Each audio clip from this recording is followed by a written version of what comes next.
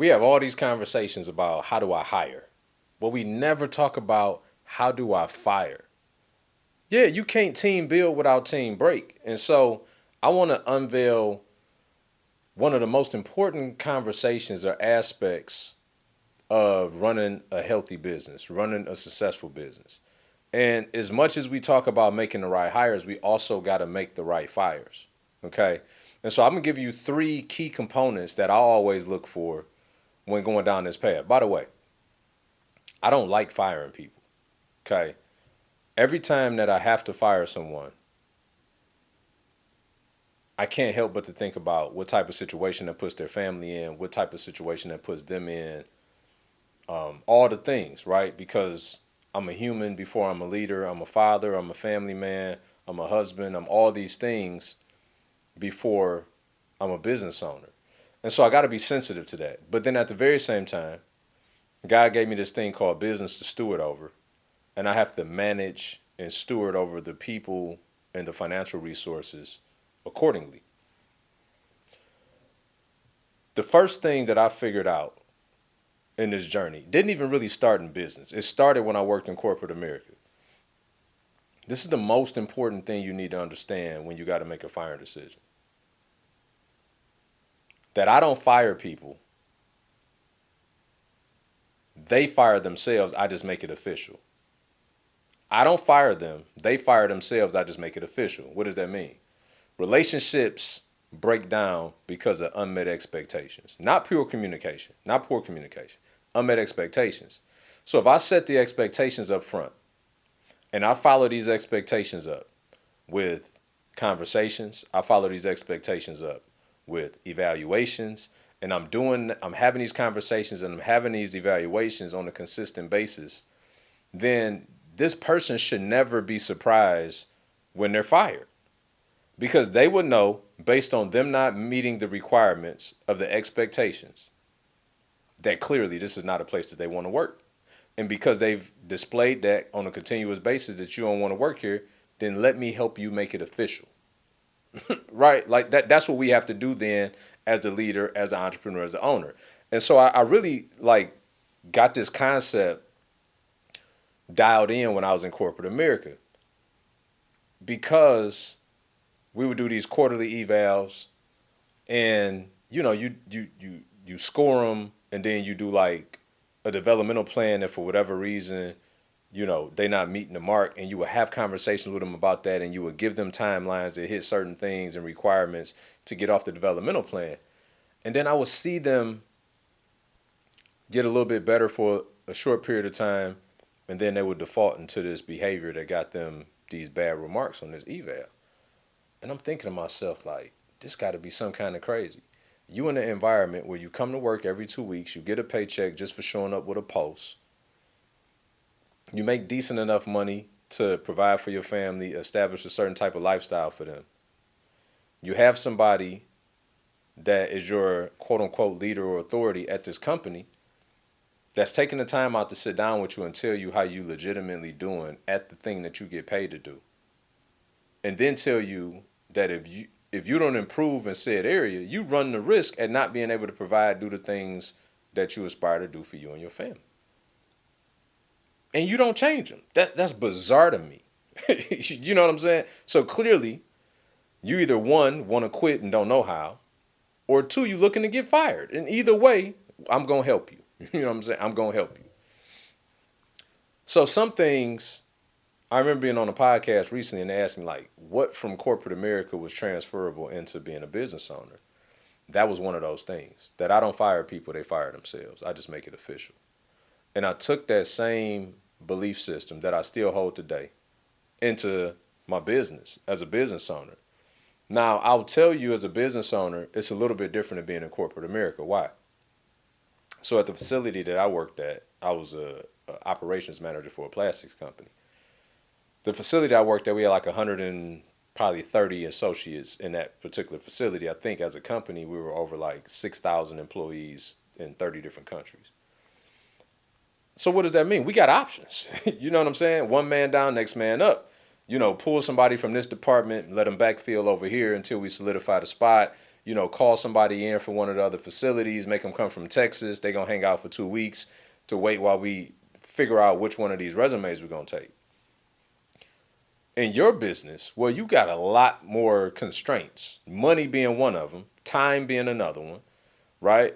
So it's not as easy just to plug and play and backfill when you lose a key component to your business, which many people in small business are going to be key components because you don't have a lot of people to choose from, right? You got a team of 3 or 5 or 7 or 10, or as you scale, you know, you start making a couple $1,000,000.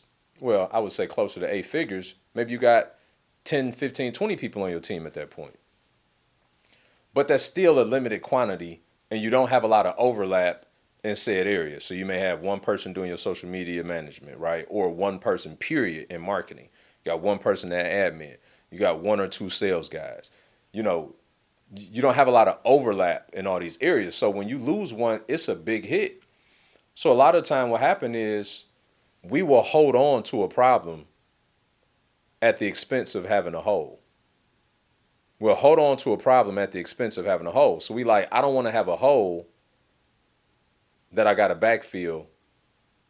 And I know this other person is a problem, but because I'm consciously aware of what these problems are, I've learned to deal with the problem. I've learned to live with the problem. And for any of my business owners out there right now, you know that that is no bueno. Even if you're in corporate America listening to this, you know that's not going to work long term. Learning to live with a problem. I mean, ask people who are married how that worked out, to learn to live with a problem and not address it. The law of inertia clearly shows that any problem or any condition left to itself, that it gets worse, not better. If you don't take a shower for 3 days, do you smell better or worse? If you don't drive a sports car for an extended period of time, do it charge up or the battery die? Right? The law of inertia states that anything left to itself gets worse on its own, right? We have to do things to make it better. Same is true with problems. Just because you don't want to fire that person, just because you don't want to address it, just because you don't want to have a hole that you got to fill, that person, left to their own thoughts, abilities, problems, issues, they just going to get worse. They're not going to get better. So you haven't figured out a way to live with the problem. You figured out a way to live with the problem today that's getting progressively worse tomorrow.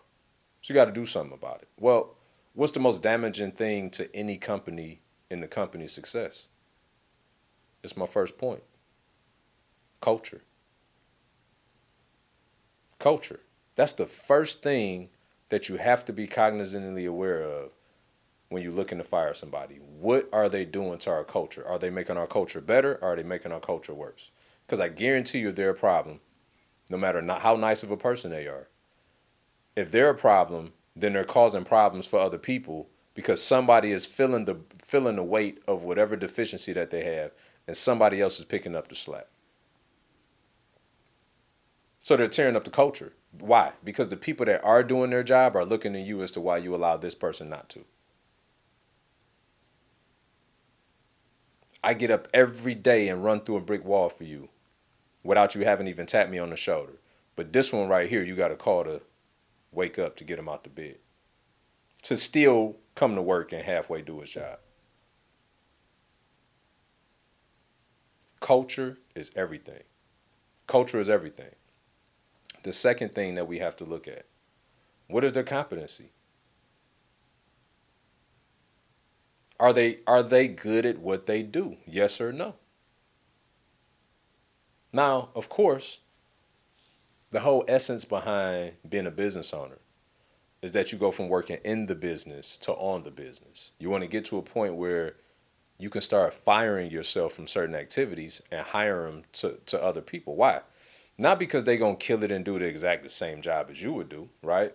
They probably do 80% of what you could do, but they should fit the culture and the 80% that they're doing. By allowing you that 20% of margin, you should be able to go produce another 80% of outcome with that, right? So if I'm busy creating the content. Then I got to go through and spend hours trying to put together the calendar, posting sequences, hash, all the things. Somebody else could go and do all of that, right? But can't nobody else go create my content. I got to be able to go and create and produce the content. So if I got more bandwidth to think clear, to be more creative, then I'm probably going to produce a better level of content that's going to get more reach, that's going to end up putting me in a position to make more money. And if it put me in a position to make more money, it put all of us in a position to make more money. So that's how you got to look at it. Like, what am I getting freed up to go and do? Now, going back to the 80% though. Yeah, they need to be good at the 80%. So when you're measuring this, are they competent at the 80% that they're supposed to be doing? Do you have to micromanage them day in and day out? Because if you don't, then you're not going to like the end product. See, we get so caught up sometimes as leaders, like, yeah, I struggle with control. No, you probably struggle with having bad people working for you. Yeah, maybe we all, to some degree, like to have some control. But when you actually start getting good people on your team, it's less about feeling the need to have to control. And a good person really ain't gonna let you control them no way.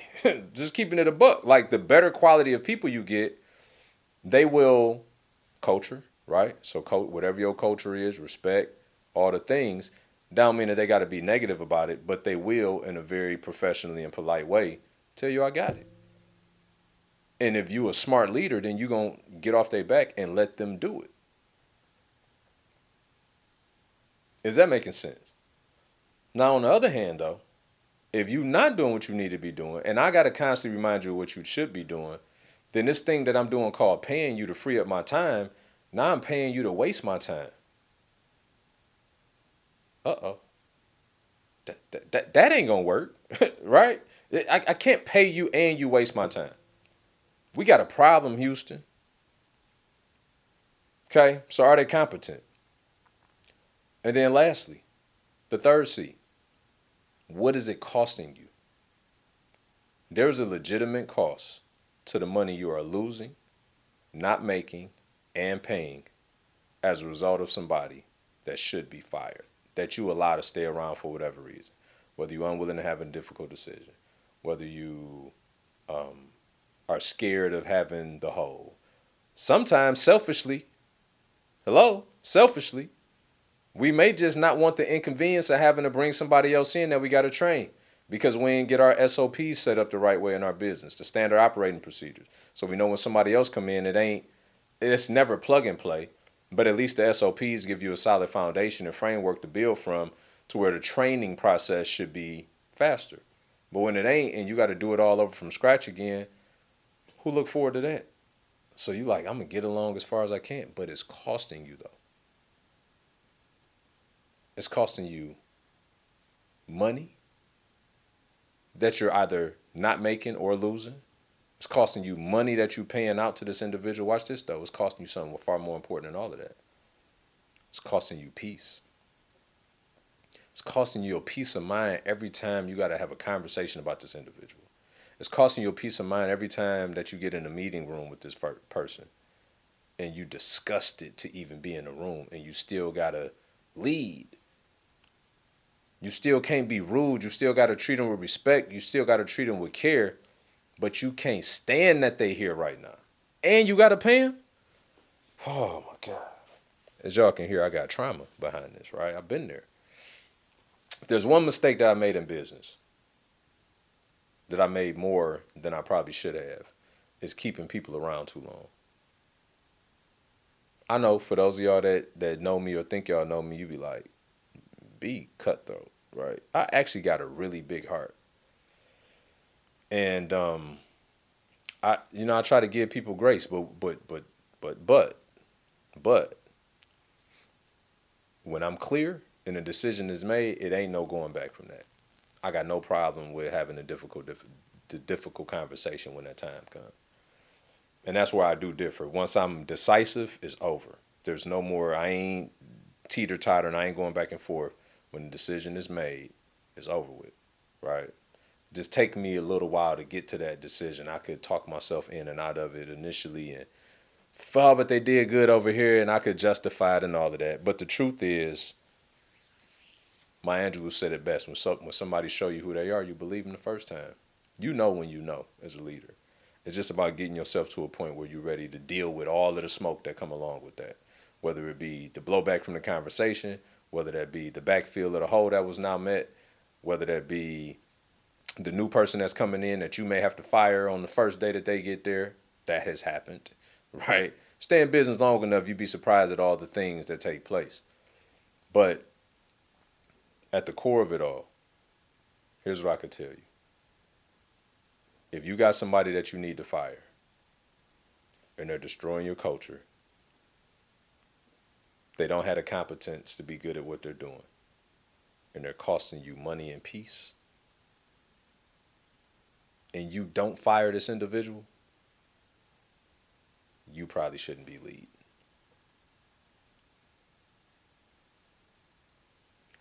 I'm just telling you, you probably shouldn't be leading. You may need a COO in that position that can make those decisions, an executive of sorts. But here's the reality. Most of the people that's watching this right now y'all don't have that latitude to have a COO or an exec. So you got to be it. So what does that mean? Got to get better as a leader.